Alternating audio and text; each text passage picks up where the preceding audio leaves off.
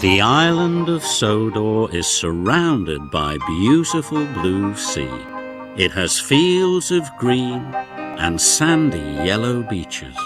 There are rivers, streams and lots of trees where the birds sing. There are windmills and a coal mine and docks where visitors to the island arrive. Welcome to the island of Sodor.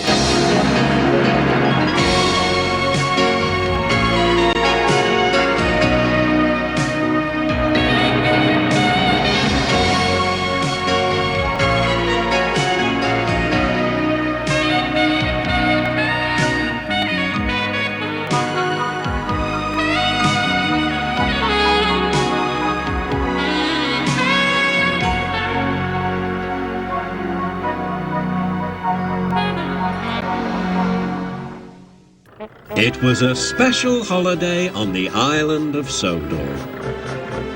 Bertie the bus was working harder than ever before. All the engines were busy too.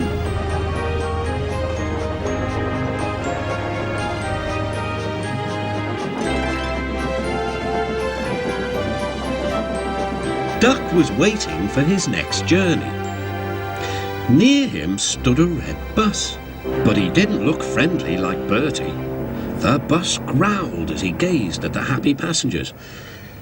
"Stupid nonsense," he grumbled. "I wouldn't have brought them if I'd known. I'd have had a breakdown or something." "I'm glad you didn't," smiled Duck. "You'd have spoiled their fun." "Ah, enjoyment is all you engines live for. One day railways will be ripped up."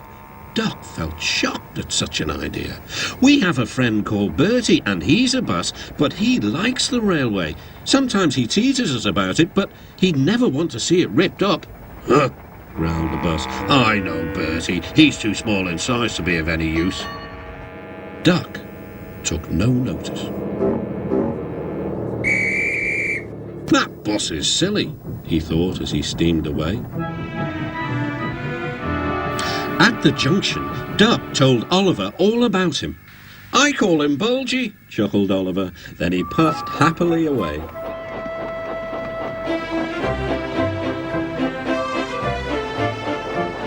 But that afternoon, when the two engines met again, Oliver was no longer laughing.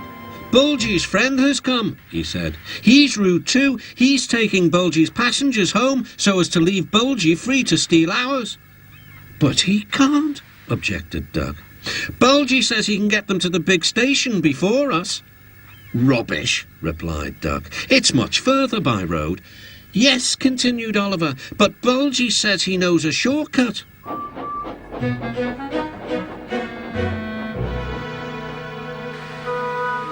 That evening, the engines were preparing for the homeward rush. "Where are the passengers?" they wondered. "Look!" shrilled Oliver. "Look at Bulgy! He's a mean scarlet deceiver." Bulgy was wearing a large sign saying "Railway Bus." "Yaboo snubs!" he jeered as he roared away. "Come on," puffed Duck to his coaches. "Let's see what he's up to."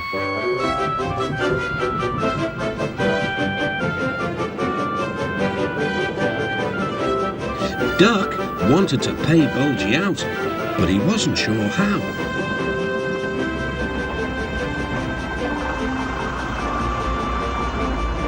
Then, in the distance, Duck saw a man waving a red flag. That meant danger. The line here crosses a narrow road, and there was Bulgy, wedged firmly under the bridge. "So this was his shortcut," chuckled Duck. "He tricked us," shouted Bulgy's passengers.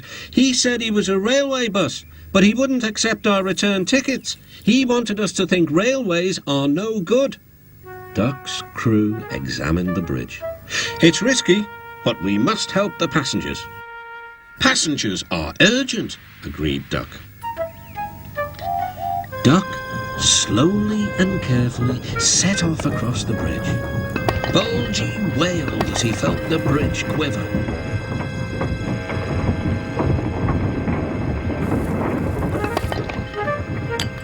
"Stop!" he shouted. "It might fall on me." "That would serve you right for telling lies," said Duck. But the bridge didn't collapse. Duck made good time and all the passengers caught their trains.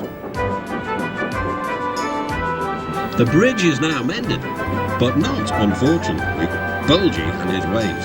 He never learned sense. He's a henhouse now, and his lies can do no harm.